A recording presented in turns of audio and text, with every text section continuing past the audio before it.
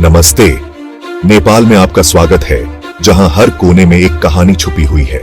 समय के साथ एक सफर में आपका स्वागत है। यहाँ की विविधता और प्राकृतिक सुंदरता आपको मंत्रमुग्ध कर देगी। हम नेपाल के दिलचस्प इतिहास का पता लगाने वाले हैं। यहाँ के प्राचीन अवशेष और कलाकृतियां हमें अतीत की झलक दिखाती है। ऊंचे पहाड़ों और जीवंत संस्कृतियों वाला यह देश एक ऐसी कहानी समेटे हुए है जो सदियों से गूंज रही है। हिमालय की ऊंचाइयों से लेकर तराई के मैदानों तक हर जगह इतिहास बिखरा हुआ है। नेपाल के वर्तमान को समझने के लिए इसके अतीत को जानना बहुत जरूरी है। यहाँ के पुरातात्विक स्थल हमें उस समय की याद दिलाते हैं जब ये सभ्यता अपने चरम पर थी। ये प्राचीन राजवंशों, बहादुर योद्धाओं और यहाँ के लोगों की अदम्य भावना की कहानी है। इनकी वीरता और संघर्ष ने नेपाल को एक मजबूत राष्ट्र बनाया। तो चलिए इस अद्भुत देश के ऐतिहासिक ताने बाने की खोज शुरू करते हैं। यहाँ के हर कोने में एक नया रहस्य छुपा हुआ है। हमारा यह सफर हमें सबसे पुरानी बस्तियों से लेकर आधुनिक युग तक ले जाएगा। नेपाल के शहरों की वास्तुकला का विकास हमें समय के साथ बदलते समाज की कहानी बताता है। हम शक्तिशाली साम्राज्यों का सामना करेंगे और एक राष्ट्र के जन्म को देखेंगे। इन साम्राज्यों की शक्ति और प्रभाव ने नेपाल की नींव रखी।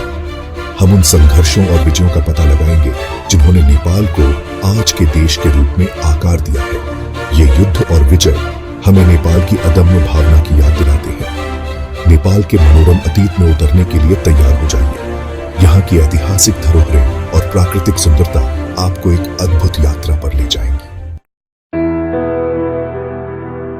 हमारी कहानी समय के धुंधलके में शुरू होती है।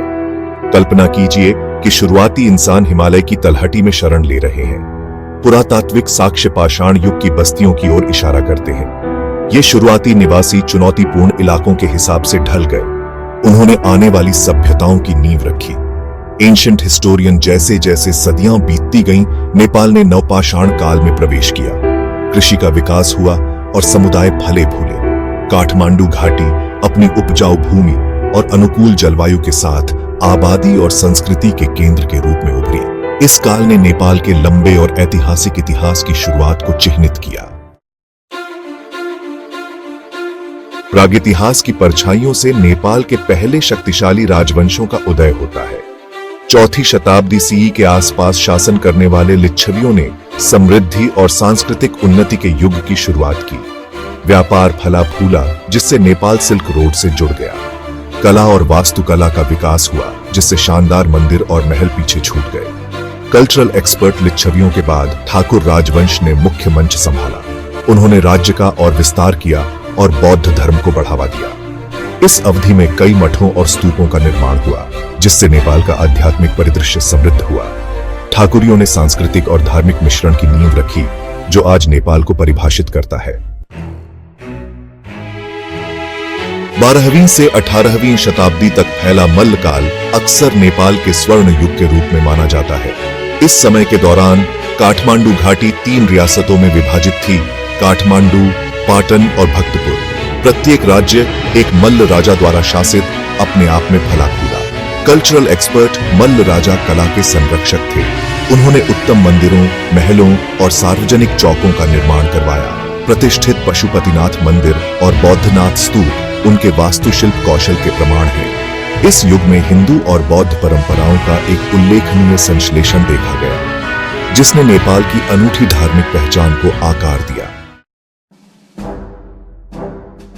18वीं शताब्दी तक नेपाल छोटे छोटे राज्यों का एक समूह था। गोरखा के एक दूरदर्शी राजा पृथ्वी नारायण शाह ने इन खंडित भूमि को एकजुट करने का सपना देखा था। रणनीतिक गठबंधनों और सैन्य अभियानों के माध्यम से उन्होंने नेपाल को एकजुट करने की खोज शुरू की। निर्णायक क्षण 1768 में काठमांडू की लड़ाई के साथ आया। पृथ्वी नारायण शाह की सेना विजयी हुई, जिसने आधुनिक नेपाल के जन्म को चिह्नित किया। उन्होंने काठमांडू को राजधानी बनाया और अपने शासन को मजबूत करने के लिए नीतियां लागू की। राष्ट्रपिता के रूप में उनकी विरासत नेपाली लोगों के दिलों में गहराई से बसी हुई है। एकीकरण के बाद नेपाल को बाहरी खतरों और आंतरिक शक्ति संघर्षों का सामना करना पड़ा। इस अशांत दौर में राणा वंश का उदय हुआ। एक चतुर राजनेता जंग बहादुर राणा ने 1848 में सत्ता पर कब्जा कर लिया, जिससे शाह सम्राट नाम मात्र के लिए रह गए। निरंकुशता और अलगाव की विशेषता वाला राणा शासन 1 सदी से भी अधिक समय तक चला। उन्होंने सत्ता पर अपनी कड़ी पकड़ बनाए रखी, सामाजिक और राजनीतिक सुधारों को सीमित कर दिया। जबकि कुछ बुनियादी ढांचे का विकास हुआ, नेपाल काफी हद तक बाहरी दुनिया से कटा रहा। इस काल ने नेपाल की प्रगति पर एक लंबी छाया डाली। 20वीं शताब्दी के मध्य में उपनिवेशवाद की समाप्ति और लोकतंत्र की लालसा की एक वैश्विक लहर देखी गई। नेपाल ने भी बदलाव की हवाओं को महसूस किया। 1951 में राणा शासन का अंत हुआ, जिससे राजशाही की बहाली का मार्ग प्रशस्त हुआ। हालांकि लोकतंत्र का रास्ता इतना आसान नहीं था। राजनीतिक अस्थिरता और आम सहमति की कमी ने प्रगति में बाधा डाली। 1962 में राजा महेंद्र ने पंचायत प्रणाली लागू की, जो शासन की एक दलीय व्यवस्था थी। जबकि शुरू में स्थिरता का वादा किया गया था, यह अंततः तेजी से निरंकुश होता गया। 20वीं सदी के अंत और 21वीं सदी की शुरुआत नेपाल के लिए गहन परिवर्तन का काल था। इस समय के दौरान देश ने कई महत्वपूर्ण बदलावों का सामना किया, जो इसके भविष्य को आकार देने में महत्वपूर्ण साबित हुए। 1990 में पंचायत व्यवस्था को समाप्त कर दिया गया, जो नेपाल के राजनीतिक इतिहास में एक महत्वपूर्ण मोड़ था। इससे बहुदलीय लोकतंत्र की शुरुआत हुई, जिसने नागरिकों को अधिक राजनीतिक स्वतंत्रता और भागीदारी का अवसर प्रदान किया। हालांकि इस परिवर्तन के बावजूद देश को कई चुनौतियों का सामना करना पड़ा।